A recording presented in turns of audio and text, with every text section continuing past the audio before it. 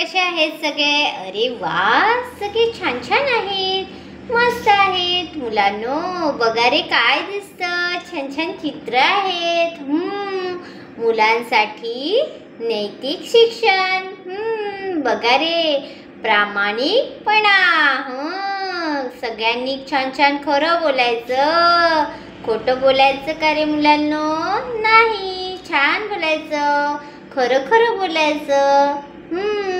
पुढचं बघा बरं काय आहे. दया. प्रत्येक प्राण्यांवर, पक्ष्यांवर, माणसांवर दया करायची, त्यांना प्रेमाने खाऊ घालायचं, त्यांच्याशी छान छान राहायचं. कोण कोण छान छान शिस्त पाळतं, आपल्या घरातल्या वस्तू छान शिस्तीने ठेवतं, हो की नाही?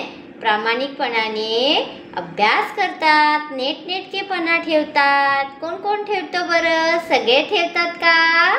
छानच. मदत करायची. सगळ्यांना अडचणीत मदत करायची असते, चांगली सवय आहे ती.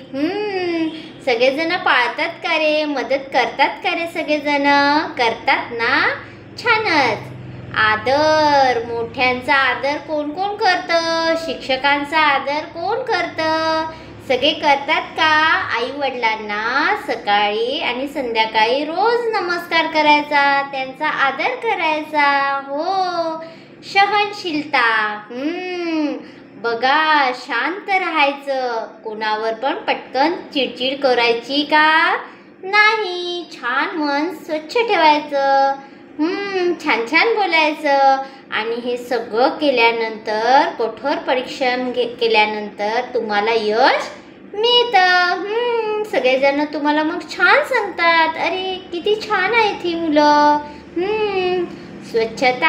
आपल्या कपड्यांची आणि घराची छान स्वच्छता ठेवायची, स्वच्छ ठेवायचं, घरसुद्धा छान स्वच्छ ठेवायचं, कपडे छान स्वच्छ घालायचे आणि मस्त राहायचं.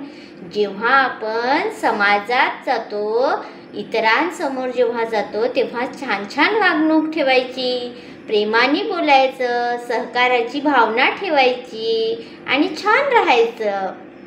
जे काय आपण वागतो, कृतीची जबाबदारी. जसा आपण वागणार, छान छान वागणार, तशी आपली कृती येणार, हो की नाही? त्याच्यामुळे कसं वागायचं मुलांनो? छान छान वागायचं, आदराने वागायचं, स्वच्छ राहायचं आणि मस्त राहायचं. सगळेजण वागतील ना रे तसे? छान छान वागतील ना? आईचं, बाबांचं, शिक्षकांचं सगळे ऐकतील की नाही? हो ना? मग अशाच आपण पुढच्या नवीन नवीन व्हिडिओमध्ये पुन्हा भेटूया. तोपर्यंत तुम्ही छान राहा, मस्त राहा आणि आनंदी राहा. बाय.